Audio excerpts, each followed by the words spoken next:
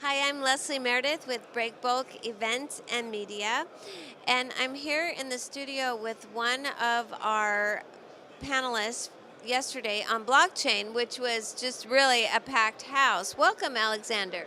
Hello, hello to you. Yeah. So give us a little bit of a recap on your part of the panel yesterday. Well, we've tried to point out some of the issues or problems you can solve with blockchain as such.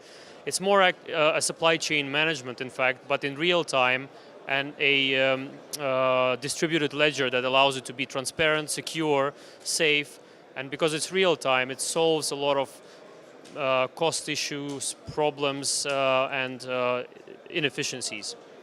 Okay, and you have established your own company around this technology. Tell us about ShipNext. Well, ShipNext as such is digitalizing shipping, but because shipping is the most slow mode of transport, it's actually and has never been so transparent. It was always a stumbling block in a port-to-port planning, and because trucks can adapt to the ships, as soon as you get the shipping side, this ocean transport, in a real-time planning, you can adapt or adjust your road delivery in a more sophisticated, more effective and efficient way. And it sounds like you could have some cost savings too.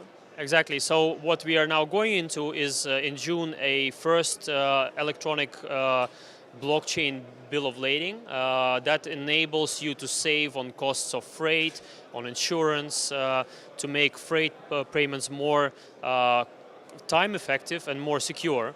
And further on into port planning, we have already made agreements with several ports in Middle East, Asia and Europe to implement this port to ship real-time planning in order to make ports work more efficient and then further on into door-to-door delivery. Excellent. So do you think our industry is ready for blockchain and the products that come out of that?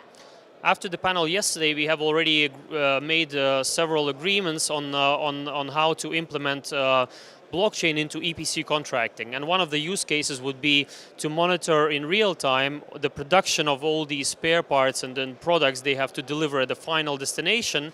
Because what happens is, because the logistics chain is so complicated, sometimes they overpay or put too much effort into delivering one part of the project, whereas the other one is getting delayed at the production phase. So you do need some transparency and real-time planning, because sometimes you don't need to deliver that product well in advance. You don't have to pay for urgent delivery because some other parts are still stuck at production. And that is one of the inefficiencies that, in project as such, that can be solved. But last but not least, to mention is that you have to understand from the digital point of view, it doesn't actually matter how big or how irregular shape your product is. It's all basically numbers. The shape is basically numbers. It doesn't make it more complex to look at project cargo delivery than container delivery, for example. All right. Well, it sounds like you're bringing transparency, certainly more efficiency to the market, and it sounds like we're at the sort of the beginning where people are feeling comfortable and ready to make the leap. I think we are just in the beginning because we are too stuck to shipping, and that has never been transformed.